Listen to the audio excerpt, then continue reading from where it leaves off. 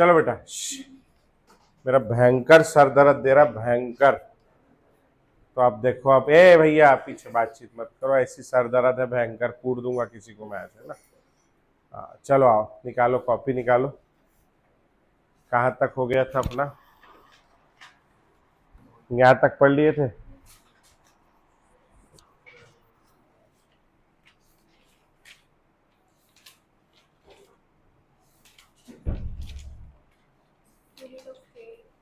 हैं? Unit of के तक हो गया था ना। चलो हेडिंग डालेंगे भैया, नया टॉपिक शुरू कर रहा हूं मैं।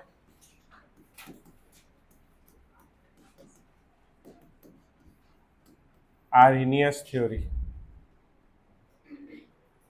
केमिकल काइनेटिक्स पढ़ रहे हैं बेटा, है ना? थोड़ा बहुत समझ में आएगा आज, ज़्यादा नहीं आएगा, एक दो क्लास के बाद से आना शुरू होगा, ठीक है ना? आर्हेनियस थ्योरी, ठीक।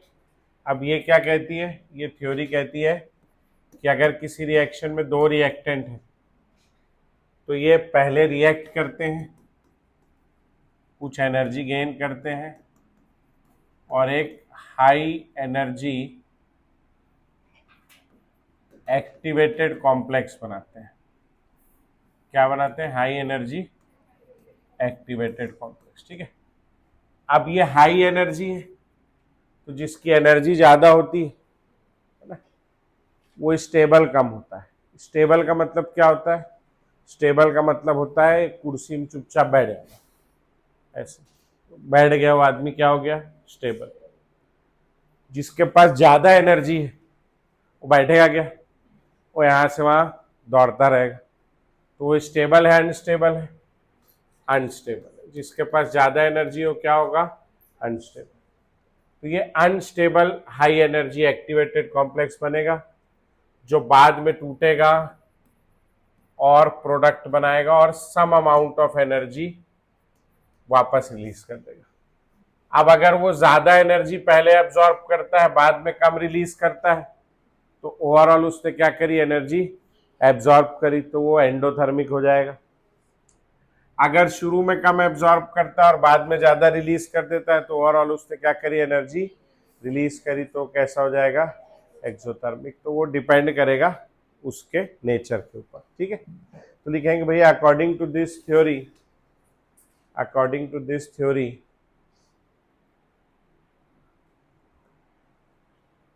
reactant molecules first combine, according to this theory reactant molecules first combine to form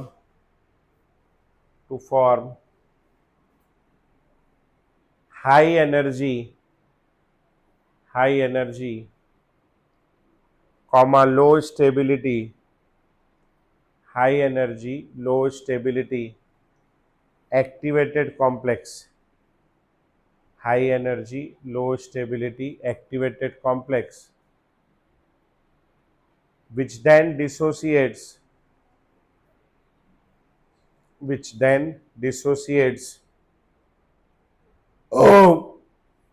to form, which then dissociates to form product.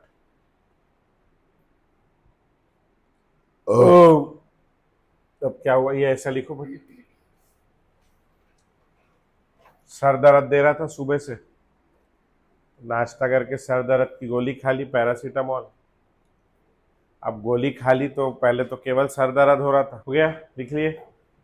अब क्या करना है देखो, बना लिया, हटा दो इसको, मेरे को ज्यादा जगह चाहिए। तो इसका ना एक ग्राफ से रिप्रेजेंट करते हैं, ग्राफ आप लोगों ने देखा भी होगा। इस ग्राफ में एक तरफ होती पोटेंशियल एनर्जी किलो जूल पर मोल में, और इस तरफ होती प्रोग्रेस ऑफ रिएक्शन, रिएक्शन कितना आगे बढ़ रहा है। यहां पे अभी प्रोग्रेस ऑफ रिएक्शन 0 है, मतलब रिएक्शन अभी जस्ट शुरू हुआ है। शुरुआत में मेरे पास क्या होगा? Reactant molecule. तो रिएक्टेंट के पास ऐसा नहीं कि बिल्कुल 0 एनर्जी है, थोड़ी बहुत कुछ एनर्जी है। तो रिएक्टेंट के पास जो खुद की एनर्जी है उसको हम लोग कहते हैं HR, ठीक है। HR यानी क्या हो गया? HR हो गया आपका एंथैल्पी ऑफ रिएक्टेंट, उसके पास खुद की कुछ एनर्जी है, जिसको कह रहे हैं एंथैल्पी ऑफ रिएक्टेंट। ठीक, प्रोडक्ट बनाने के लिए हम लोगों ने पीछे क्या देखा, प्रोडक्ट बनाने के लिए क्या करेगा, कुछ एनर्जी गेन करेगा, कुछ एनर्जी गेन करेगा और एक एक्टिवेटेड कॉम्प्लेक्स बना लेगा। ये जो बन गया है अपना,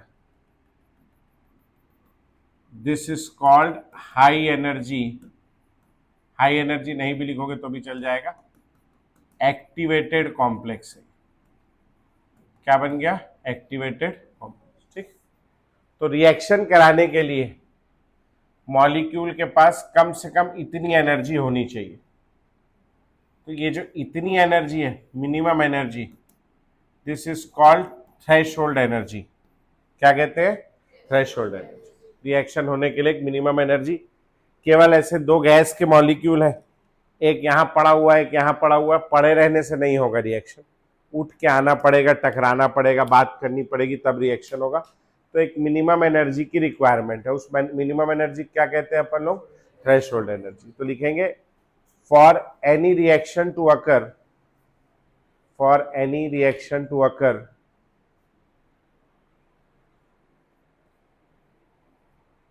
there is a minimum amount of energy required, there is a minimum amount of energy required, there is a minimum amount of energy required, full stop. This energy barrier, this energy barrier is called threshold energy, is called, this energy barrier, this energy barrier is called threshold energy। Bracket में लिखेंगे TE, TE, TE. अब T, T capital यहाँ, ये T, ये है ना। अब जिन लोगों के पास ये एनर्जी होगी वो लोग रिएक्शन में भाग लेंगे और वो लोग कहलाएंगे एक्टिव मॉलिक्यूल्स। ठीक है, जिनके पास नहीं होगी वो लोग क्या कहलाएंगे, इनएक्टिव मॉलिक्यूल्स। तो लिखेंगे the molecules which पजेज, the molecules which possess, molecules which possess this minimum required energy, the molecules which possess this minimum required energy are called active molecules, are called active molecules, and the molecules which do not या don't, जो भी, and the molecules which don't are called inactive molecules। जिनके पास होती है उनको active molecules बोलते हैं, जिनके पास नहीं होती उनको इनएक्टिव मॉलिक्यूल्स बोलते हैं। समझ में आ गया पक्का। ठीक, अब यहां पर मॉलिक्यूल है तो उसकी ये मिनिमम रिक्वायर्ड एनर्जी तो इतनी है, यहां कम है उसके पास, तो कैसा मॉलिक्यूल हो गया, इनएक्टिव। अब अगर इस मॉलिक्यूल को मैंने इतनी एनर्जी दे दी एक्स्ट्रा, तो ये इनएक्टिव से काय में कन्वर्ट हो जाएगा, एक्टिव। तो ये जो एनर्जी दी है काय के लिए दी, इस मॉलिक्यूल को एक्टिवेट करने के लिए। तो इस एनर्जी को हम लोग क्या कहते हैं, एक्टिवेशन एनर्जी। क्या कहते हैं, एक्टिवेशन एनर्जी। तो लिखेंगे, अगला हेडिंग डालेंगे एक्टिवेशन एनर्जी, उसी में ही साइड हेडिंग डालेंगे एक्टिवेशन एनर्जी, साइड हेडिंग डालेंगे activation energy. the minimum extra amount of energy,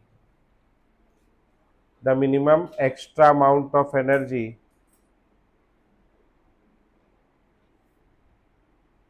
the minimum extra amount of energy, the minimum extra amount of energy which must be supplied, which must be supplied to reactant molecules, which must be supplied to reactant molecules to make them active,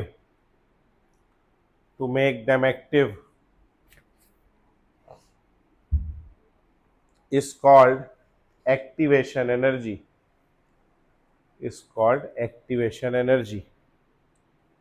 जो energy हम देंगे जिससे molecule inactive से काय में convert हो जाए active, तो क्या बोलेंगे अपन, एक्टिवेशन एनर्जी। तो इनएक्टिव एक्टिवेशन एनर्जी। अब मॉलिक्यूल यहां से टूटेगा, थोड़ी सी एनर्जी इमिट करेगा और ये बना दिया उसने प्रोडक्ट। क्या बना दिया, प्रोडक्ट। तो ये जो एनर्जी है उसकी वो कहलाएगी एचपी। एचपी यानी क्या हो गया,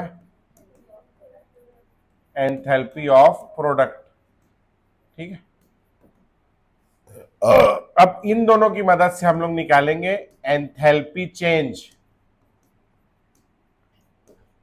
ऑफ रिएक्शन, जिसको डिनोट करेंगे अपन काय से, डेल्टा एच। अब डेल्टा एच यानी चेंज हो गया। चेंज कैसे निकालते हैं अपन लोग, फाइनल माइनस इनिशियल। अब केमिकल रिएक्शन में फाइनल कौन होगा, प्रोडक्ट, और इनिशियल कौन होगा, तो HP माइनस HR। अब ये है HR की वैल्यू और ये है HP की वैल्यू। बड़ी कौन सी दिख रही, HP। तो HP बड़ी है, HP बड़ी है यहां तक, और HR कैसी है, छोटी।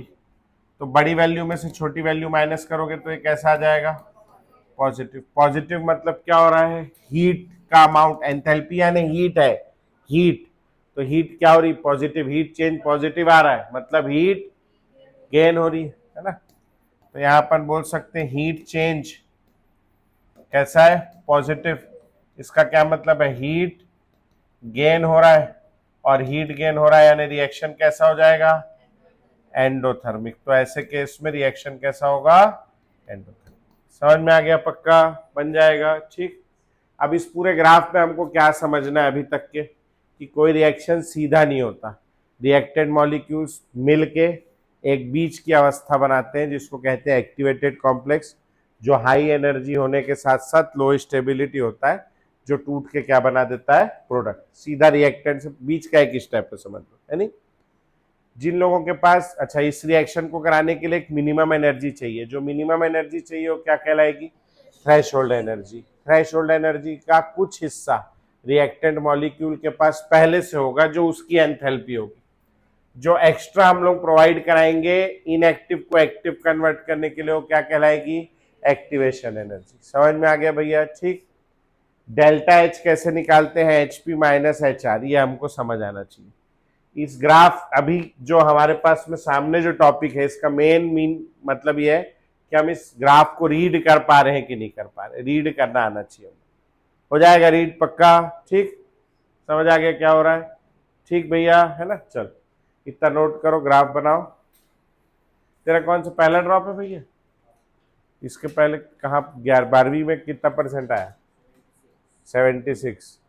कौन से स्कूल से पढ़ा है, शंकरा, ये यहाँ भिलाई में ही। और नीट दिया था इस बार, जेई वाला। जेई में कितना परसेंट आई लाया तेरा, 79। बहुत लेट कर दिया, जेई के बाद में अभी ज्वाइन कर रहा है। अच्छा, ये फिजिक्स कहाँ पढ़ता है, सलीम सर के पास। ठीक, और तेरा बेटा मैथ्स वाली, बायो वाली तेरा पहला ड्रॉप है। ठीक, इसका भी कितना आया था नीट में,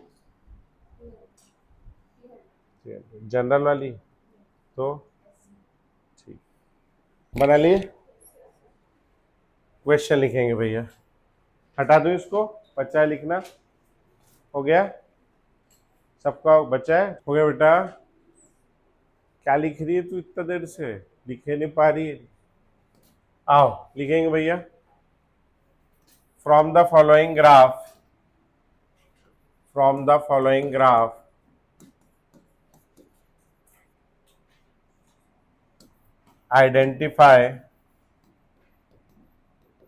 identify number 1 threshold energy, number 1 threshold energy for forward reaction, number 2 threshold energy for backward reaction, number 3 activation energy for forward reaction, number 4 activation energy for backward reaction, number 5 HR, number 6 HP, number 7 delta H, number 8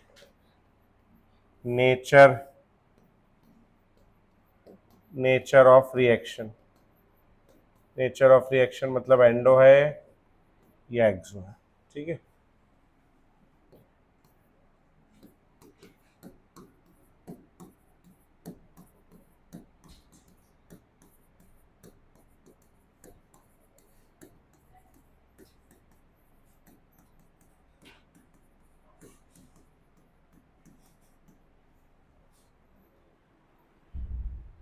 कैसे भैया तू हर class में late आता है यार, फिर ऐसे समझ कैसे आएगा तेरे को?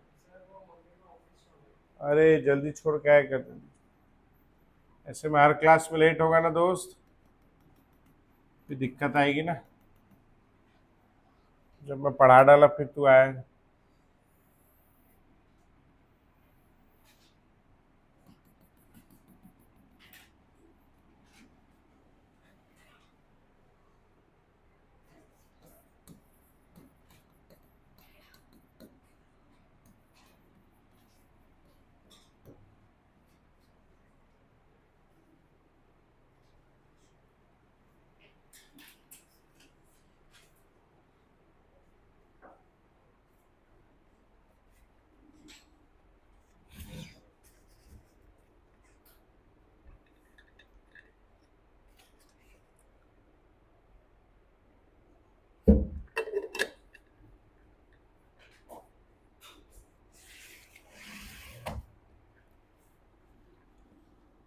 क्वेश्चन लिख भैया एक तक तू पीछे। From the following graph, from the, उसको बोल रहा हूँ लेट आए हो भैया। From the following graph identify, ये 8 चीज आइडेंटिफाई करनी है, लिख और ग्राफ हो गया, बना लिए, आ गया आंसर आ गया। चलो आओ बताओ भाई, सबसे पहले क्या बोल रहा है? Threshold energy. देख बेटा क्या नाम है, तू लेट आया, क्या नाम भूल गया मैं तेरा? देवेश, देवेंद्र, देवेश तो इधर है ना। तो minimum amount of threshold energy क्या है? मिनिमम अमाउंट ऑफ एनर्जी जो रिएक्शन कराने के लिए रिक्वायर्ड है। अब इस रिएक्शन को होने के लिए इतनी एनर्जी कम से कम होनी चाहिए। तो थ्रेशोल्ड एनर्जी कितनी हो गई बोलो फॉरवर्ड डायरेक्शन की? 140 किलो जूल पर, समझ में आ गया? तो threshold energy for forward reaction कितना हो जाएगा? 140 किलो जूल पर मोल। अच्छा, बैकवर्ड रिएक्शन के लिए, फॉरवर्ड साइड में ये रिएक्टेंट है, ये प्रोडक्ट है, बैकवर्ड में प्रोडक्ट क्या में कन्वर्ट हो जाएगा? रिएक्टेंट, और ग्राफ ऐसा जाएगा। लेकिन जाना तो फिर भी उसको यहीं से ही है ना, तो जाना तो यहीं से ही है। तो थ्रेशोल्ड एनर्जी कितनी रहेगी बैकवर्ड के लिए भी? 140 किलो जूल पर मोल सेम रहेगी, ठीक है। अच्छा, फॉरवर्ड साइड में इतनी एनर्जी चाहिए 140 में से 50 है उसके पास, तो उसको एक्स्ट्रा कितनी देनी पड़ेगी? इतनी देनी पड़ेगी। तो ये क्या हो गई आपकी activation energy of forward direction, ठीक। तो कितनी एनर्जी हो गई बोलो? 140 माइनस 50 यानी 90 किलो जूल पर मोल। ये मोल है ना भैया। मेरा बिल्कुल ना ऐसे सर ऐसा दुख रहा है कि मैं क्या बताऊं। मैं सोचा था गोली खाऊंगा ठीक हो जाएगा, स्पेशल टाइप का सर दर्द है, ठीक नहीं हो रहा है। आओ, बैकवर्ड डायरेक्शन में ये रिएक्टेंट बन जाएगा, और इतनी एनर्जी, कितनी एनर्जी है? 20, इतनी रहेगी। एक्स्ट्रा कितनी देनी पड़ेगी? ये बीच की जो दिख रही है हो गई आपकी activation energy of backward reaction, ठीक। तो कितनी हो जाएगी बोलो? 140 माइनस 20 कितना आ गया? 120 किलो जूल पर मोल। रिएक्टेंट का एंथैल्पी कितना दिख रहा है 50 किलो जूल पर मोल। प्रोडक्ट का एंथैल्पी कितना दिख रहा है 20 किलो जूल पर मोल। समझ आ गया पक्का। डेल्टा एच कैसे आएगा, final minus initial, HP minus HR. HP कितना है 20 माइनस 50 कितना आ गया -30 किलो जूल पर मोल। माइनस हीट चेंज कैसा हो रहा है नेगेटिव, मतलब हीट क्या हो रही है कम, कम हो रही मतलब हीट क्या हुई रिलीज हो गई, रिलीज हो गई तो रिएक्शन कैसा होगा भैया आपका एक्सोथर्मिक। समझ में आया, पक्का कर लोगे। मिटा हटा दूं इसको यहां से, किसी को लिखना है नहीं। अब देखो हम लोगों ने देखा ये ग्राफ है ऐसा, एक जनरल बता रहा हूं मैं आप लोगों को। रिएक्टेंट मॉलिक्यूल कंबाइन होकर एक्टिवेटेड कॉम्प्लेक्स बनाया और यहां पे ये क्या बन गया आपका प्रोडक्ट, ये क्या है रिएक्टेंट। ठीक, यहां हीट क्या होते नजर आ रही है, इधर पोटेंशियल एनर्जी है, इधर एनर्जी क्या हो रही बोलो कम हो रही बढ़ रही, बढ़ रही, बढ़ रही मतलब ये रिएक्शन कैसा होगा एंडो। अगर मैं ग्राफ को ऐसा बना देता हूं तो ये रिएक्टेंट है, ये प्रोडक्ट है, एनर्जी क्या हो रही है कम हो रही है, एनर्जी कम हो रही मतलब रिएक्शन कैसा हो जाएगा एक्सोथर्मिक। समझ में आ गया पक्का। ठीक, यहां तक के क्वेश्चन लिखेंगे भैया एक तो। बढ़ू ना मैं आगे, for an endothermic reaction question लिखेंगे। For an endothermic reaction 4 option दिया हुआ है फॉर एन एंडोथर्मिक रिएक्शन। पहला ऑप्शन दिया हुआ है EA is greater than delta H, EA is less than delta H, EA is equal to delta H, और चौथा दिया है एनी ऑफ दीज। राम, 4 में से एक टिक करना है, क्या होगा बोलो फर्स्ट वाला। एक रिएक्शन है, ये रिएक्टेंट है, रिएक्टेंट मॉलिक्यूल पहले क्या बनाएगा एक्टिवेटेड कॉम्प्लेक्स। ठीक है, रिएक्टेंट मॉलिक्यूल पहले क्या बनाता है एक्टिवेटेड कॉम्प्लेक्स, उसके बाद वहां से टूटता है, कम होगा। ठीक है, और एंडोथर्मिक है मतलब ओवरऑल एनर्जी क्या होनी चाहिए बढ़नी चाहिए। मतलब ये ग्राफ कहां खत्म होगा, ऊपर खत्म होगा या नीचे खत्म होगा ऊपर। तो यहां से तो टूटेगा और थोड़ा सा नीचे आ जाए, भले थोड़ा आ जाए जितना भी आ जाए लेकिन नीचे आएगा। इसको मैं मान ले रहा हूं इसका ये क्या हो गया आपका प्रोडक्ट हो गया। ठीक, अब ये हो गई थ्रेशोल्ड एनर्जी, ये है आपका रिएक्टेंट, इतना मेरे को एक्स्ट्रा देना है। ये क्या हो गया आपका बोलो, दिस इज एक्टिवेशन एनर्जी, है ना। और ये क्या हो गया आपका बोलो डेल्टा एच। दोनों में से बड़ा कौन सा दिख रहा है ये, तो ऐसे में लिख लेंगे E is greater than delta H. चित्र बना लेना साइड में, छोटा सा चित्र बना के ही हल होगा इस टाइप का सवाल। चित्र बना लेना छोटा सा, क्योंकि अभी एक और देने वाला हूं मैं। हो गया, बना लिए। अगला सवाल लिखेंगे।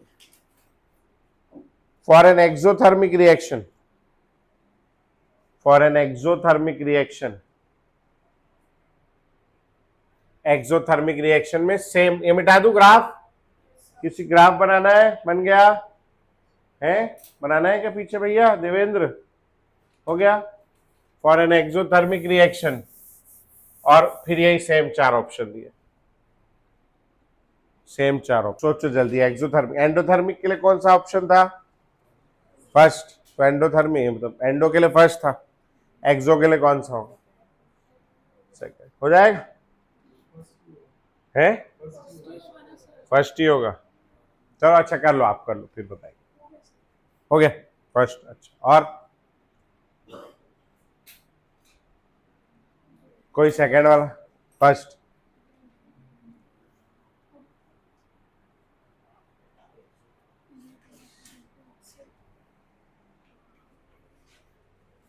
रिएक्शन कौन सा बोल रहा है,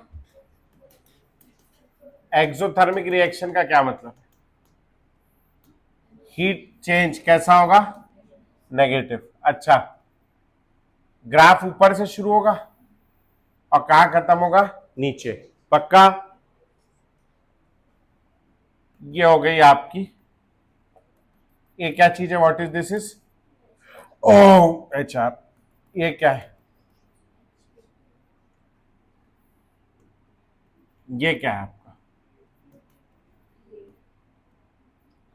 और ये क्या है आपका, कौन सा बड़ा नजर आ रहा है, ये इज ग्रेटर देन, हो गया। अब ज्यादातर आदमी एक आंसर आ गया वही टिक करके चारों ऑप्शन पढ़ता भी नहीं। चौथा ऑप्शन क्या लिखा है, मतलब ये भी तो हो सकता है ना, ये जो आपका आंसर आ रहा है ये दो जगह बैठ रहा है, तो अभी दूसरे वाले को भी तो देखना है अपने को। आओ दूसरे वाले को देखें, एक ग्राफ में और बना रहा हूं, देखना, वो मैं यहां से शुरू कर रहा हूं और यहां खत्म कर रहा हूं। ये ग्राफ कैसा है, एंडोथर्मिक है एक्सोथर्मिक है, एक्सोथर्मिक है क्योंकि इसमें भी हीट क्या हो रही है, कम हो रही है।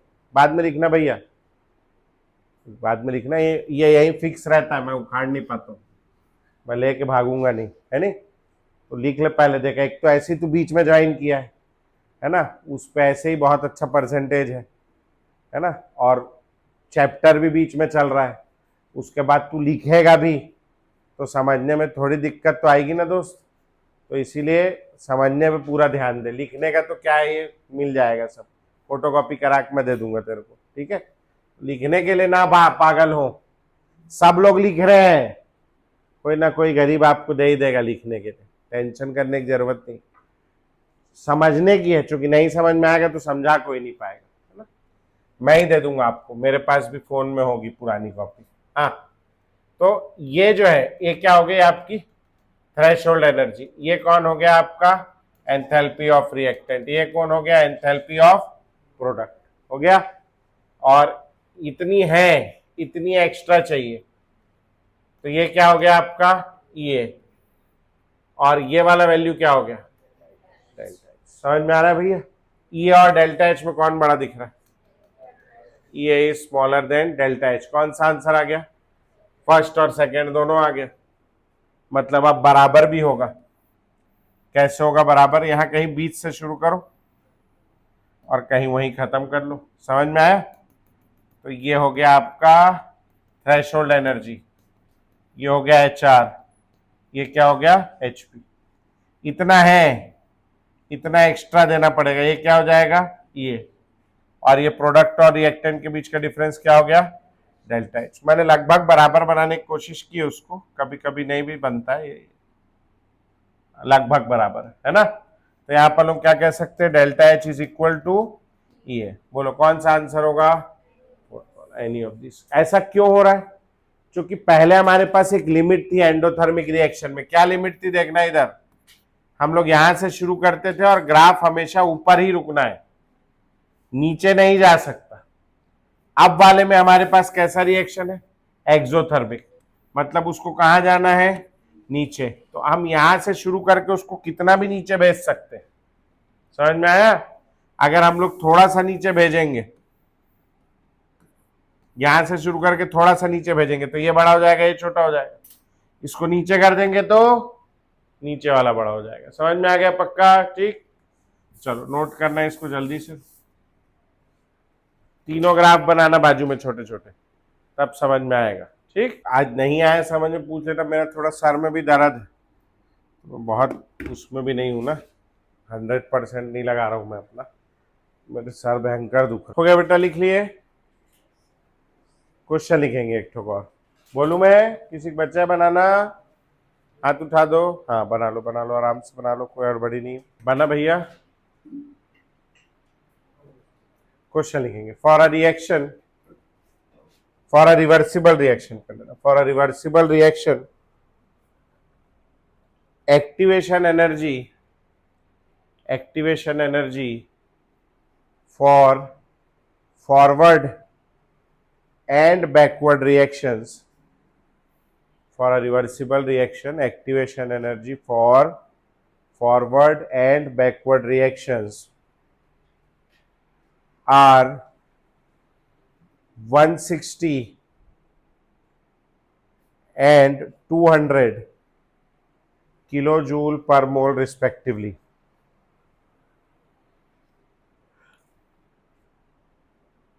Find out delta H, find out delta H of the reaction and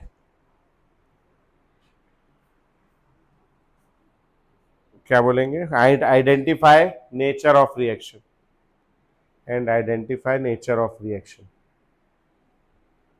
कैसा नेचर है रिएक्शन का, फ्रेंडली है, गुस्से वाला है? कोशिश करो, बनेगा, थोड़ा ट्राई करो। कुछ नहीं कर सकते आप, नहीं आ रहा समझ में, कम से कम ऐसा ग्राफ तो बना ही सकते हो, ये तो कोई बहुत बड़ा काम नहीं है, ये बना लिया हमने। अब क्या कह रहा है, फॉरवर्ड डायरेक्शन का एक्टिवेशन एनर्जी कितना है, 160, ठीक है। एक आप थ्रेशोल्ड एनर्जी बना लो, एक ये आप ये रिएक्टेंट लिख लो, कहीं तो होगा, अभी नहीं पता उधर क्या है। फॉरवर्ड डायरेक्शन का एक्टिवेशन एनर्जी कितना बोल रहा है, 160 किलो जूल पर मोल, है ना। और बैकवर्ड का क्या बोल रहा है, 200, मतलब बैकवर्ड वाला क्या है, ज्यादा, मतलब ये वैल्यू जो यहाँ 160 आई है, यहाँ इससे ज्यादा आनी चाहिए, किधर आएगी, नीचे की ओर ज्यादा आएगी, ऊपर, नीचे ज्यादा होना चाहिए। समझ में आ गया, तो ये ग्राफ किधर लैंड करेगा, बोलो नीचे। समझ में आ गया। और ये हो गया आपका प्रोडक्ट, ये रिएक्टेंट था, और ये वाली वैल्यू कितनी होगी बोलो, ये वाली वैल्यू हो जाएगी आपकी 200 किलो जूल। आपको क्या निकालना, क्या है, डेल्टा एच। तो डेल्टा एच कैसे निकलेगा, ये वाला है डेल्टा एच, बीच का वैल्यू चाहिए। अब कैसे आएगा बोलो, delta H plus activation energy of forward reaction is equal to क्या, activation energy of backward reaction. समझ में आ गया, है ना। तो ये कैसा आ जाएगा डेल्टा एच का वैल्यू, ये बैकवर्ड माइनस ये फॉरवर्ड। बैकवर्ड कितना था, 200 माइनस 160, कितना दिख रहा है ये, 40। लेकिन ये आंसर काय में आ रहा है आपका, पॉजिटिव में। एक्सोथर्मिक रिएक्शन में तो हीट क्या हो रही है, कम हो रही, तो आंसर काय में आना चाहिए, नेगेटिव में। तो यहां सामने क्या लगा देंगे अपन, माइनस साइन। माइनस साइन क्यों लगाए, क्योंकि रिएक्शन कैसा है, एक्सोथर्मिक। समझ में आए, तो आप माइनस लगा देना और नीचे लिख देना nature of reaction is exothermic, nature of reaction is exothermic. समझ में आया भैया, पक्का हो गया। आगे बढ़ू मैं, बढ़ू ना। For a complex reaction, for a complex reaction which is known to be endothermic, for a complex reaction which is known to be endothermic, following mechanism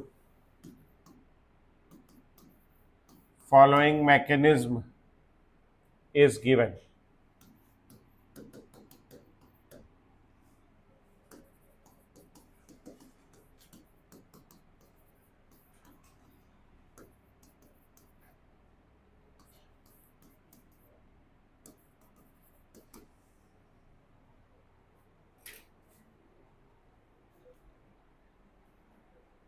एक स्टेप दिया है जो स्लो स्टेप है, और एक स्टेप दिया है जो फास्ट स्टेप। ठीक है, लिखो ऐसी mechanism, A plus B gives D, जिसका डेल्टा एच कैसा है, positive. A plus B gives C is the slow step, and C gives D is the fast step. ठीक है, which of the following energy profile, which of the following energy profile is correct for this reaction?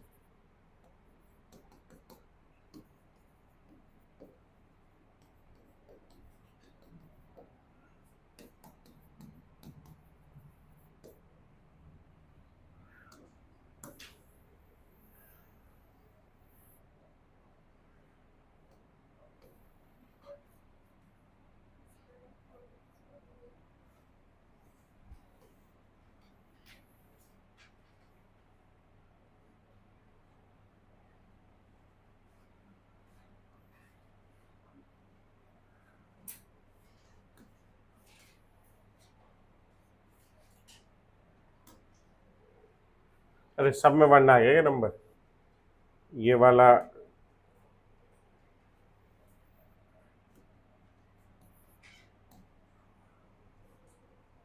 ये 2 है, ये 3 है, ये 4 graph बनाना है। हाँ तैयारी करो। क्या बोला हूं मैं? Which is known to be कैसा? एंडोथर्मिक ना। ये कौन सा रंग आ गया है? अच्छा दिख रहा है। अरे बदतमीज है।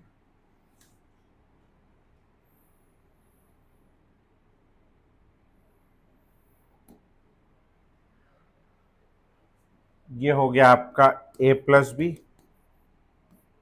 ये C और ये D।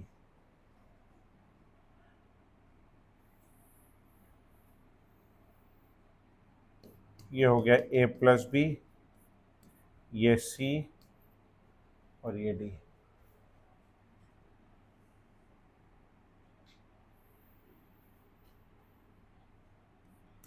ये हो गया A+B, ये C, ये D।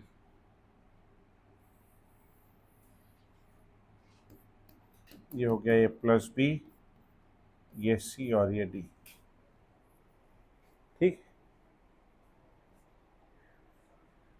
पहले आप ग्राफ बनाओ, फिर अपन समझने की कोशिश करते हैं क्या हो सकता है क्या नहीं, है ना। आप इतना तो पता लगा ही लोगे कि कौन सा एंडो है कौन सा एक्सो है, उसमें 2 ऑप्शन हट जाएगा अपना। आप पहले उतना करके दो मेरे को, है 3rd ऑप्शन लग रहा है। आप सबसे पहले नेचर फाइंड करना शुरू करो, एंडोथर्मिक कौन सा एक्सोथर्मिक कौन सा, उतने में आपका 2 ऑप्शन कट जाएगा।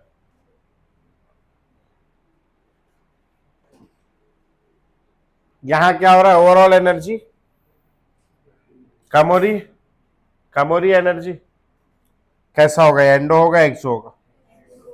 एक्सोथर्मिक होगा। अपना सवाल में कैसा दिया? एंडो, मतलब ये आंसर समझ में। अच्छा अब ये स्लो और फास्ट को कैसे देखेंगे अपन, देखना इधर। ये इतना एक्टिवेशन एनर्जी चाहिए, इतना एनर्जी बाहर से जुगाड़ना पड़ेगा ना, कोई देगा तब, बाहर से एनर्जी मांगेगा। यहां एक्टिवेशन एनर्जी की वैल्यू इतनी है, जबकि यहां एक्टिवेशन एनर्जी की वैल्यू कम है या बढ़ गई? बढ़ गई है ना। तो एक्टिवेशन एनर्जी बाहर से लेनी। अब मेरे को चाय की दुकान खोलनी, चाय की दुकान खोलने के लिए मेरे को मान लो कि 2-1 लाख रुपए की जरूरत है ना। दुकान लूंगा, है ना, फिर बोर्ड लगाऊंगा बाहर, बाहर एक तो पुतला खड़ा करूंगा, आजकल चल नहीं रहा फ्रेंचाइजी वाले में, है ना। कप खरीदूंगा, गैस खरीदूंगा, चाय पत्ती, शक्कर, दूध, 1.5-2 लाख रुपए खर्चा है। मेरे पास 50,000 रुपए है, तो मैं दुकान खोल पाऊंगा क्या? नहीं। मैं दुकान खोलने के लिए क्या करूंगा? 1-1.5 लाख रुपए किसी से मांगूंगा, तो 1.5 लाख रुपए क्या हो गए मेरे लिए? एक्टिवेशन एनर्जी, है ना। मैं ये खोलना चाहता हूँ। दूसरा मेरा सपना है चाय चाय की दुकान का नहीं, हाई सपना है, मर्सिडीज का शोरूम खोलना चाहता हूँ। मर्सिडीज का शोरूम खोलने के लिए हो जाएगा, 2 लाख में खुल जाएगा। एक तो मर्सिडीज भी मैं खरीदने जाऊंगा तो 60-70 लाख, 1 करोड़ रुपए की मर्सिडीज है। शोरूम खोलूंगा तो ऐसा तो नहीं कि वो खिलौना वाला मर्सिडीज दिखाऊंगा मैं कि देख भैया ये है, तू पैसा देगा तो मैं आगे ऑर्डर करूंगा फिर आएगा, ऐसा होगा क्या? नहीं। मैं 4-5 ठोक मर्सिडीज भी रखूंगा तो 5-6 करोड़ का तो मर्सिडीज ही हो गया, है ना। फिर शोरूम बनाऊंगा, ऐसा टपरी में तो नहीं खोलूंगा। तो कुल मिला के 10-12 करोड़ का काम है, एकदम गए से गिरी हालत में, एकदम। आप गावड़ा वाला खोलोगे मर्सिडीज का शोरूम तो भी 12-15 करोड़ रुपए चाहिए, मेरे पास तो 85,000 है। तो बाकी का पैसा जुगाड़ने के लिए मेरे को एक्टिवेशन एनर्जी कैसी होगी मेरी? ज़्यादा। तो मर्सिडीज का शोरूम खोलने के लिए स्लो खुलेगा या फास्ट खुल जाएगा? स्लो खुलेगा। चाय का दुकान कैसा खुलेगा? फास्ट खुलेगा। कौन सा रिएक्शन फास्ट होगा? जिसमें एक्टिवेशन एनर्जी की रिक्वायरमेंट कम हो। समझ में आया? अब ये आप इमेजिन करो, ऐसा उतना भी नहीं समझ में आ रहा है। यहाँ एक्टिवेशन एनर्जी कम चाहिए, कम एनर्जी की रिक्वायरमेंट है तो जल्दी मिल जाएगी। यहाँ ज्यादा एनर्जी की रिक्वायरमेंट है तो टाइम लगेगा। ये रिएक्शन कैसा होगा? स्लो होगा फास्ट होगा? फास्ट होगा। ये रिएक्शन कैसा होगा? स्लो। इतना नहीं आ रहा समझ में? आप एक मोटरसाइकिल खरीदो और यहाँ पे खड़े हो जाओ, पहाड़ चढ़ना है आपको, तो जैसे ये थोड़ा छोटा है, या यहाँ खड़ा हो जाओ, यहाँ इतना बड़ा पहाड़ चढ़ना है, डिफरेंस ज्यादा दिख रहा है ना, इतना बड़ा पहाड़ चढ़ना है, तो घू घू घू घू घू घू घू, समझ रहे हो? समय लगेगा। यहां पहुंचो, घू, कौन सा वाला फास्ट होगा? सेकंड वाला। फर्स्ट वाला कैसा हो जाएगा? तो जिसका एक्टिवेशन एनर्जी ज्यादा होगा वो कैसा होगा? स्लो। जिसका कम होगा वो कैसा होगा? फास्ट। तो लिख लेना कहीं मार्जिन के ऊपर, reactions with high activation energy, reaction with high activation energy occur कैसे भैया? स्लोली, स्लोली, है ना, slowly. Reaction with high activation energy occur slow या स्लोली, जो भी। हाँ, अब भैया अब आप ढूंढो चारों में से कौन सा आंसर होगा अच्छे से, इत्मीनान से। अच्छा, ये वाला स्टेप कैसा होगा? फास्ट। ये वाला कैसा हो जाएगा? अपना पहला कैसा है? इसमें पहला कैसा रहा? फास्ट। दूसरा आंसर हो भी नहीं सकता क्योंकि ये कैसा है? एक्सोथर्मिक। ये स्लो और फास्ट तो मैच कर रहा है, लेकिन इसमें भी एनर्जी क्या हो रही है? कम हो रही। और कम हो रही मतलब ये रिएक्शन कैसा होगा? हमारा कैसा है? ओ, हमारा कैसा है? ये आंसर नहीं। ये वाला कैसा होगा? स्लो। ये वाला फास्ट। स्लो और फास्ट मैच कर रहा है, और यहां एनर्जी क्या हो रही? बढ़ रही। बढ़ रही मतलब यहाँ डेल्टा एच कैसा है? पॉजिटिव एंडो है, मतलब ये अपने को पूरा का पूरा सूट कर रहा है। समझ में आ गया? ये वाले में ये स्टेप और ये स्टेप, ये कैसा होगा? फास्ट। ये वाला कैसा होगा? अपने पहला कैसा चाहिए? स्लो, और दूसरा फास्ट, तो ये सूट करेगा क्या? नहीं। अच्छा, ऑल दो इसका डेल्टा एच पॉजिटिव है, जो हमारे लिए सही है, लेकिन ये स्लो फास्ट हमारे लिए रॉन्ग हो गया, तो ये आंसर। समझ में आया? पक्का कैसे करना है? हो जाएगा, ठीक। चलो आगे बढ़ेंगे भैया। हेडिंग डालेंगे effect of catalyst. Effect of catalyst,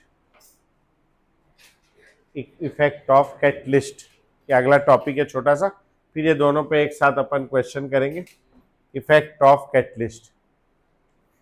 catalyst क्या करता है? रिएक्शन के रेट को बढ़ाता है। मत बोलना किसी को भी आज के बाद दोबारा, है ना, क्योंकि कैटलिस्ट जो है वो बढ़ाता भी है और घटाता भी है, दोनों काम करता है। तो लिखेंगे a catalyst altars, a catalyst altars rate of a reaction. Catalyst altars rate of reaction मतलब बढ़ा भी सकता है और घटा भी सकता है, और उसके प्रकार के ऊपर। तो कैटलिस्ट जो है, कैटलिस्ट ये दो प्रकार का होता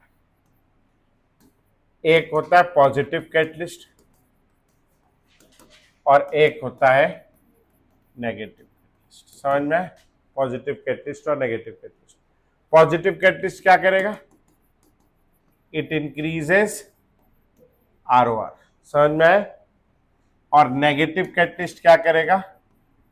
it decreases ROR, rate of reaction को कम कर देगा। समझ में आया भैया? ठीक। इमेजिन करो कि आप लोग सब रिएक्टेंट हो, है ना, और इस दीवार के पीछे यहां पे सेम एक ऐसे ही कमरा और है, जो वहां पहुंच गया वो प्रोडक्ट बन गया। आप वहां पहुंच गए, सीधा आप गूगल वाला आएगा, अनंत गूगल, चलो तुरंत सुंदर हट रहा है, तुम बैठो, है ना, सुंदर पिचाई की जगह में, है ना, वो भाई पीछे बैठा है, वो आएगा, ओपन एआई वाला आएगा, बोले चलो सैम अल्टमैन हट रहा है, तुम बैठो, है ना। और कौन है मैथ्स वाला? वो है तू मैथ्स वाला। तेरे लिए सीधा वो इलॉन मस्क वाले, ट्विटर वाले आएंगे, ट्विटर क्या, स्पेस एक्स वाले, कि तू बैठ सीधा रॉकेट के ऊपर बैठ, यहीं से चल, है नहीं। बायो वाले तुम्हारे लिए सीधा एम्स दिल्ली वाले आ रहे, WHO वाले आ रहे, WHO चीफ कोर्ट आ रहे, तो सीधा वहां प्रोडक्ट बन जा रहे हो तुम, है ना। उधर जाना है नहीं जाना है? जाना है ना, उधर से ही होगा सब। वहां जाने का एक ही रास्ता है, वो रास्ता ये है, इससे आपको बुलक के जाना है। बुलक जाओगे आप लोग, है ना, थोड़ा बड़ा कर लेना अपने हिसाब से, है ना, मैं नहीं जा पाऊंगा, आप लोग चल दो, दुबले पतले सब, है ना, आप पार हो जाओगे। अब कौन उस पार तक जा पाएगा? जो यहां तक पहुंच सके। यहां तक पहुंचने के लिए अपने यहां ऐसा तो नहीं कि ऐसे चले जाएंगे, उछलना पड़ेगा, जंप करना पड़ेगा। समझ रहे हो, दीवार होती है, ऊंची दीवार पकड़ के फिर अपने आप को खींचना पड़ेगा, फिर तो चढ़ेगा ना आदमी। हर किसी के पास इतनी एनर्जी है क्या, है कि वो यहां तक पहुंच जाए, जंप कर जाए? नहीं, लेकिन कुछ एनर्जी तो है, आप थोड़ा बहुत तो जंप कर लेते हो। तो आप थोड़ा बहुत जंप के जितनी एनर्जी है वो आपकी एनर्जी। मैं यहां बैठा हूं, अभी आप सीधा यहां जा सकते हो क्या? नहीं, मैं यहां खड़ा हूं, आप यहां आओगे, मैं आपको अपना हाथ दूंगा, आप मेरे हाथ पे पैर रखोगे, मैं उठाऊंगा और आपको उधर फेंक दूंगा। यही तो कर रहा हूं मैं, और क्या कर रहा हूं?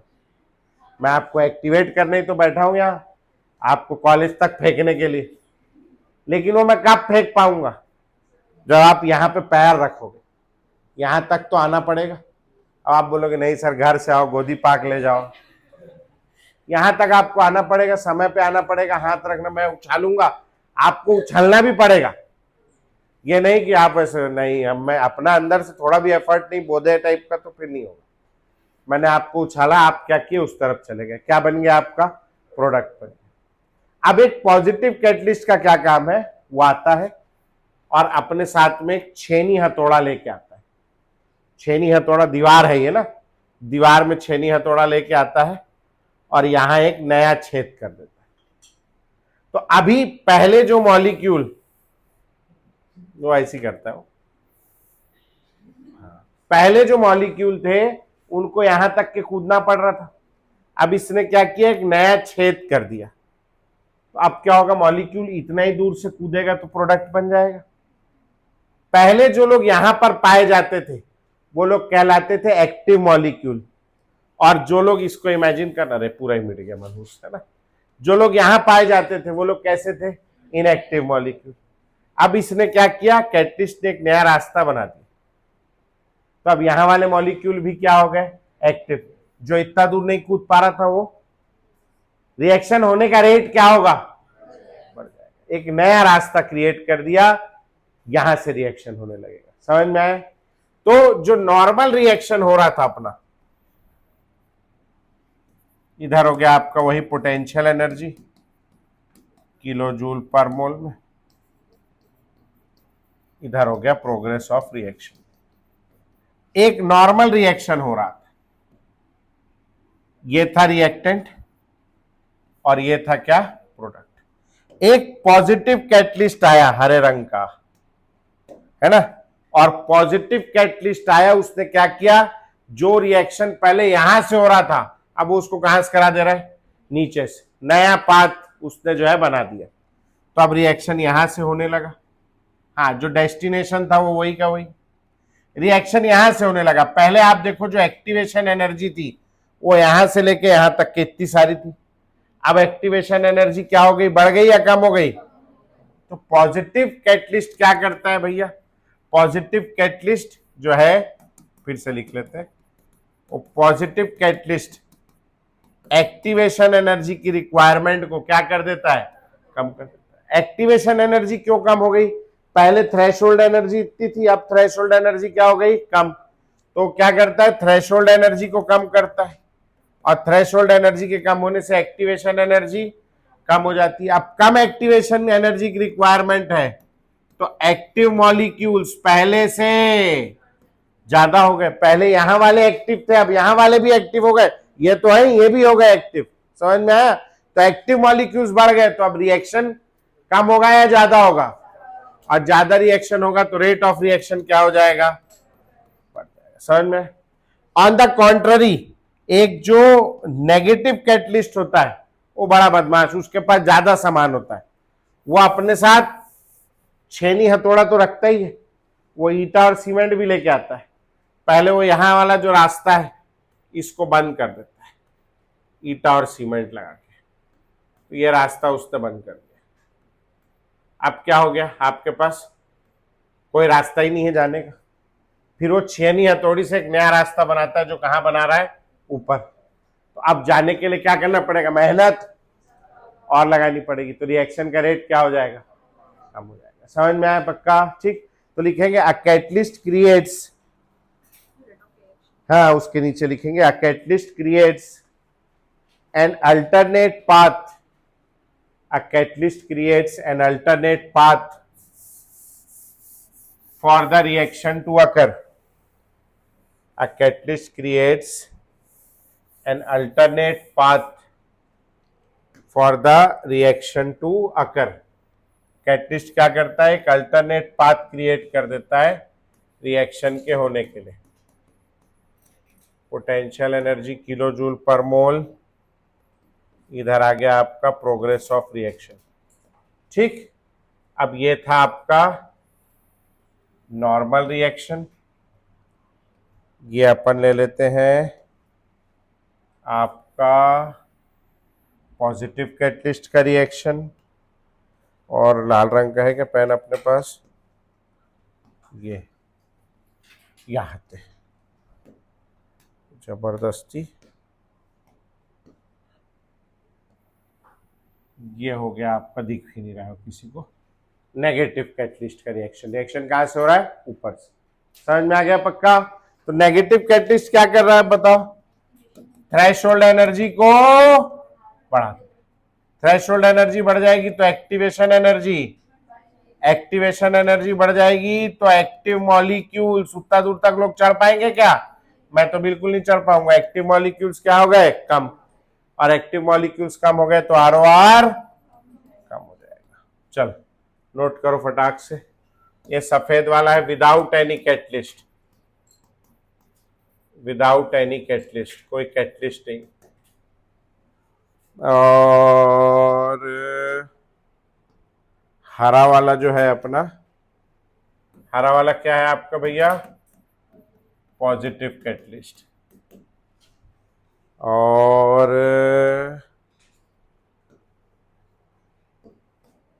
लाल वाला जो है ये है नेगेटिव। डेल्टा एच पे क्या प्रभाव पड़ेगा, ये आप डेल्टा एच पे, what will be the effect on delta H. ये इतने दुकानदारी में होने के बावजूद उधारी मांगना पड़ रहा है, तो में कई कई लड़कों का घर चल जाए। 3 दर्जन पेन लेके आई, उसके बाद भी बाजू वाली से उधारी मांग रही है, बताओ। हो गया बेटा, कितना पेन है तेरे पास, एक तो लेके आया है ना, वो भी तेरा है कि मांगा है किसी से? तेरा है, भला बच्चा है, खुद का है। हम लोग वहां रायपुर में तो पेन वैन खरीदते ही नहीं। जैसे ये पेन भी है, मेरे को नहीं लगता हम लोग का खरीदा हुआ, नहीं अंजनिया यूनिवर्सिटी वाले दे के गए, लिखा है इसमें, क्यों पता चला मेरे को। हम लोग को ऐसी पेन, ये वाला, ये भी पता नहीं खरीदे होंगे नहीं खरीदे होंगे, हम लोग को जमीन में मिल जाता है पेन, उसी से चल रहा है हम लोग का institute.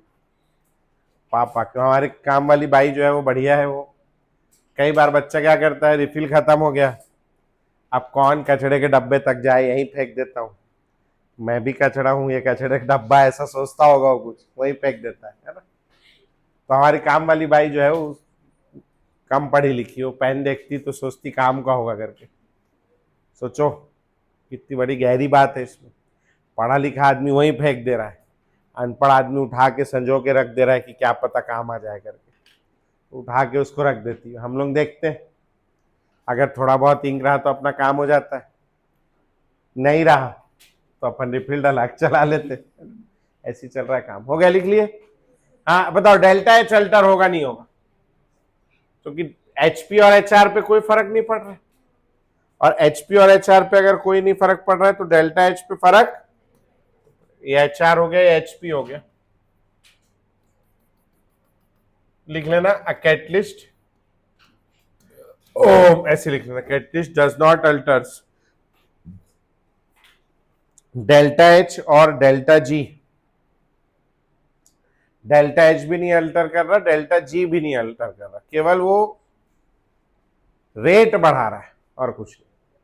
Catalyst does not alters delta H और delta G gives free energy delta G of a reaction, दोनों को अल्टर नहीं करेगा। समझ आ गया है?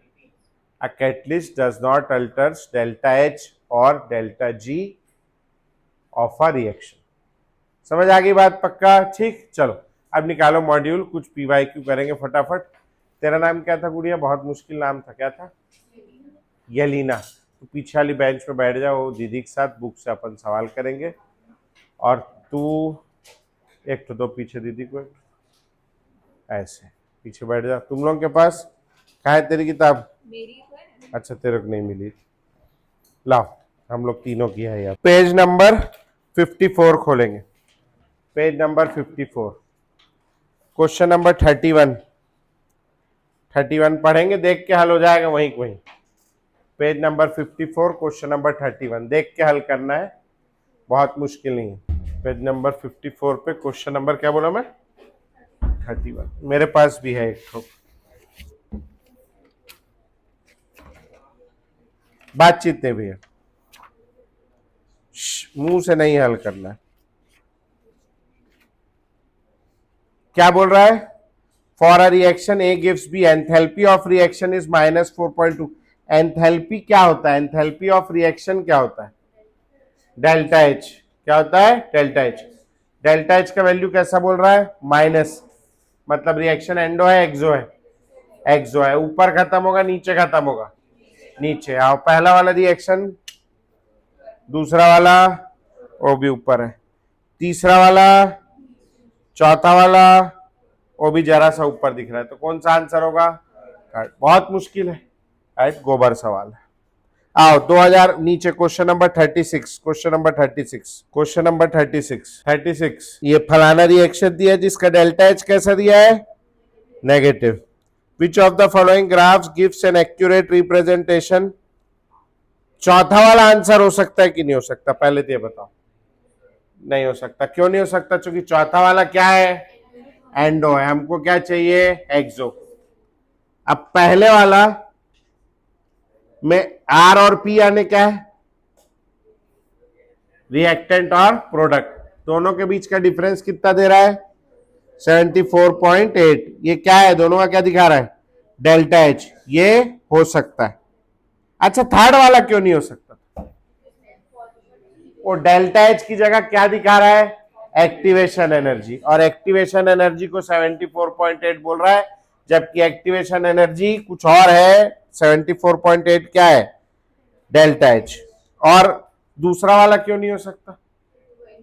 वो भी डेल्टा एच और ये को सम करके बोल रहा है, मतलब कौन सा आंसर होगा? फर्स्ट वाला। बहुत मुश्किल है। ये आया है नीट 2025 में। नीट 2025 हुआ था पिछले साल, जिसका पेपर होने के बाद बहुत दुनिया भर में जो लोग पिछले साल पेपर दिए होंगे, 12वीं में रहे होंगे, वो लोगों को पता होगा, बहुत हल्ला हुआ था कि हाय तौबा, ऐसा पेपर आ गया कि मैं तो मर ही गई। हुआ था ना ऐसा? आप उसका सवाल देख लो, क्या 2 कौड़ी का सवाल नहीं बन जाएगा? नहीं बनेगा? तो काहे जबरदस्ती पिछले साल हल्ला कर रहे थे? हैं? तुम ही लोग तो थे, और कौन था? आओ पेज नंबर 67 खोलो, पेज नंबर 67, क्वेश्चन नंबर 61 देखो। पेज नंबर 67 क्वेश्चन नंबर 61 है। बहुत भारी मुश्किल सवाल है भाई साहब।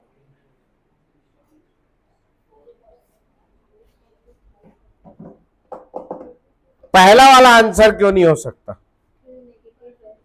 वो विथ कैटलिस्ट ऊपर पहुंचा दिया, जबकि पॉजिटिव कैटलिस्ट के साथ कहां होना चाहिए? नीचे। अच्छा, दूसरा वाला आंसर क्यों नहीं है? भाई ने प्रोडक्ट ही चेंज कर दिया है, अलग प्रोडक्ट बन रहा है दोनों में, समझ आ रहा है? तीसरा वाला क्यों नहीं है? उसमें भी प्रोडक्ट चेंज कर दिया है। आंसर कौन सा होगा? भयंकर मुश्किल है ये। नहीं, ये देखो, ये जेई में पूछा है ना? ऐसे मैं मन से नहीं करा रहा हूं। आओ क्वेश्चन नंबर 63, नेक्स्ट पेज में, क्वेश्चन नंबर 63, क्वेश्चन नंबर 63 करेंगे। Question number 63, with the net evolution of heat लिखा है ब्रैकेट में, with the net evolution of heat, इसका क्या मतलब है? हाँ बेटा, क्या बोल रहा है? With the net evolution of heat, with the net evolution of heat मतलब रिएक्शन कैसा है? एंडो है एक्सो है? एक्सो है। कैसा है? एक्सो। पहला वाला रिएक्शन एंडो है एक्सो है? पहला वाले में हीट क्या हो रही है? कम। वो कैसा है? एक्सो। दूसरे वाले में देखो ए और डी में हीट क्या हो रही है? बढ़ रही है, और रिएक्शन कैसा हो गया? एंडो। अपना आंसर होगा नहीं होगा? नहीं होगा। तीसरे वाले में क्या हो रहा है? बढ़ रहा है कम हो रहा है? कम हो रहा है, हल्का सा कम होता नजर आ रहा है। रिएक्शन कैसा हो गया? एक्सो। ठीक चलेगा। चौथा वाला एंडो। तो अपने काम का पहला और कौन सा है? तीसरा। अब पहले रिएक्शन को देखो, पहला रिएक्शन कैसा बोल रहा है? स्लो। पहले और तीसरे दोनों में पहला रिएक्शन कैसा दिख रहा है? स्लो, है ना? लंबा है ना डेल्टा एच, टाइम लगेगा। दूसरा और तीसरा कैसा बोल रहा है? फास्ट। लेकिन अब यही कहीं कुछ होगा गड़बड़ी। डेल्टा एच दिया है देखो बीच का, फर्स्ट वाले स्टेप का डेल्टा एच कैसा है? पॉजिटिव। मतलब रिएक्शन में हीट क्या होनी चाहिए? फर्स्ट स्टेप में बढ़नी चाहिए। किस में बढ़ रही है? दोनों में बढ़ रही। केवल पहले और तीसरे को देखना है, अब बाकी का दो हटा दिया मैंने। सेकेंड स्टेप कैसा है? नेगेटिव। उसमें हीट क्या होनी चाहिए? कम होनी चाहिए। किस में कम हो रही है? फर्स्ट में। थर्ड वाले में क्या हो रही है? बढ़ रही है। तो आंसर थर्ड वाला नहीं होगा। कौन सा वाला होगा? फर्स्ट वाला। बहुत मुश्किल है, बन जाएगा। अच्छे से देखना बेटा,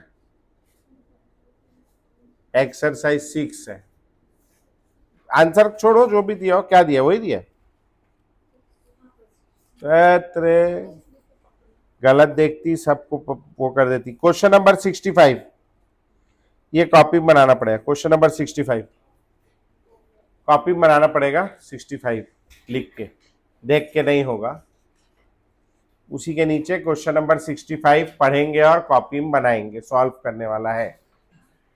चलो, a catalyst does not alter gives free energy change of a reaction, सही है। दूसरा वाला क्या बोल रहा है? A catalyst can cause non spontaneous reaction to occur, catalyst केवल उस रिएक्शन को करा सकता है जो स्पॉन्टेनियस है, केवल उसके रेट को बढ़ाता है, नहीं हो रहा है तो करवा नहीं सकता। तो सेकेंड वो क्या हो गया? गलत। थर्ड वाला पता लगाओ ना, सही है कि गलत है? थर्ड वाला पता लगाओ, थर्ड वाला सही है या गलत है? सही है। अच्छे से देखो सही है कि गलत है। फॉरवर्ड का एक्टिवेशन एनर्जी कितना बोल रहा है? और ये 180 हो गया ये वाला, तो बैकवर्ड का कितना बोल रहा है? तो ये कहां लैंड करेगा बोलो? यहां से ऊपर या नीचे? नीचे। ये हो गया 200। अब बताओ डेल्टा एच कितना आएगा? 20 आएगा, लेकिन प्लस में आएगा माइनस में आएगा, क्योंकि रिएक्शन कैसा हो गया? एक्सो। तो उसका डेल्टा एच कैसा आएगा? -20। सवाल में क्या दिया है? +20। वो गलत है। अगला बोल रहा है the enthalpy change for the catalysed reaction is different from that of uncatalysed reaction. दोनों का डेल्टा एच डिफरेंट होता है। सही बात है गलत बात है? गलत बात है। दोनों का डेल्टा एच क्या होता है? सेम। कौन सा आंसर होगा? फर्स्ट वाला। समझ आ गया सबको? पक्का? चलो आओ पीछे आओ। क्वेश्चन नंबर 6060 नहीं 62 करो। 62 करो। 62 नीचे वाला।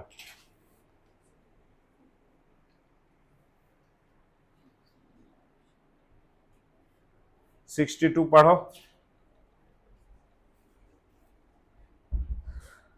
Consider the given figure and choose the correct option. Activation energy of backward reaction is E1। सही है गलत है?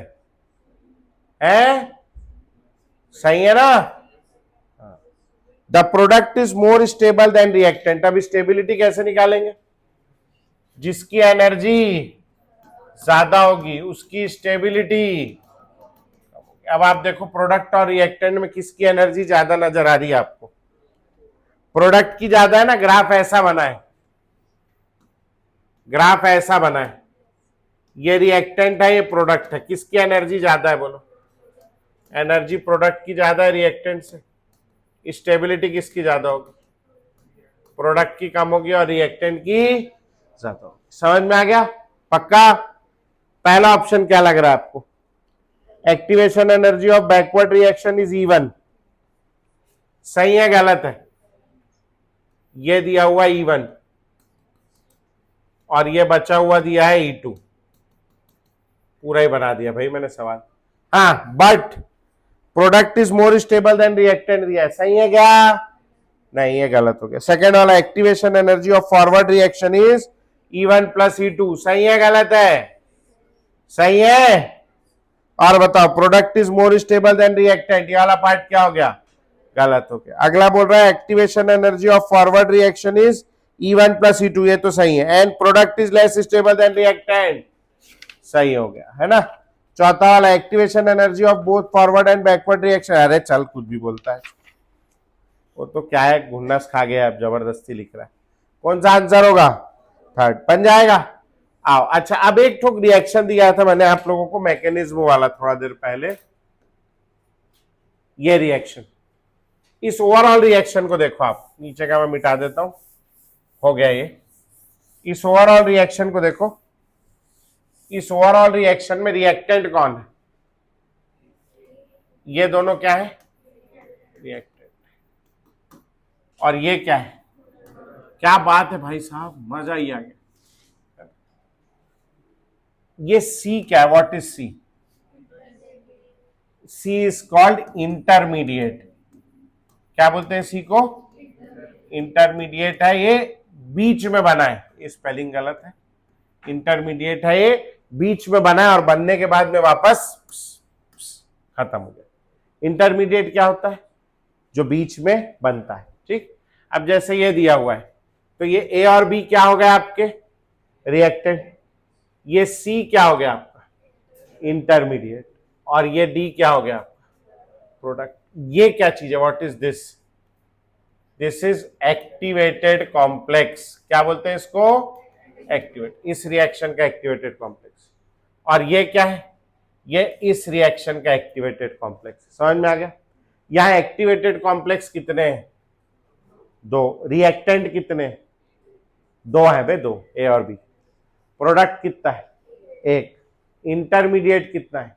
एक। समझ में आ गया पक्का? ठीक। एक्टिवेटेड कॉम्प्लेक्स कितने हैं? दो। इंटरमीडिएट कितना है? एक। समझ आ गया पक्का? चलो आओ वापस आओ बुक में, क्वेश्चन नंबर 6060 करेंगे। 6060 6060 है। हाँ हाँ भैया बोलो, हो गया सॉल्व?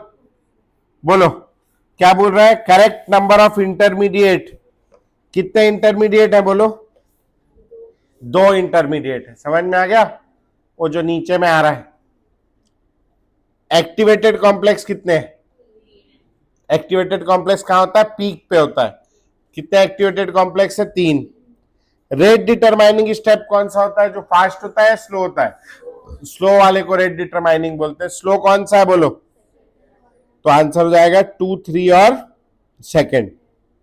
ठीक, कौन सा हो जाएगा ये? फर्स्ट। बन गया सबसे। एक आखिरी क्वेश्चन नंबर 56 और फिर अपना छुट्टी।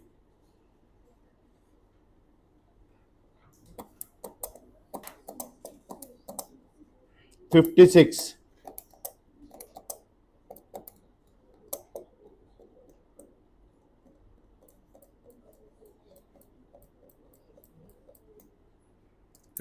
करेंगे 56 जल्दी से।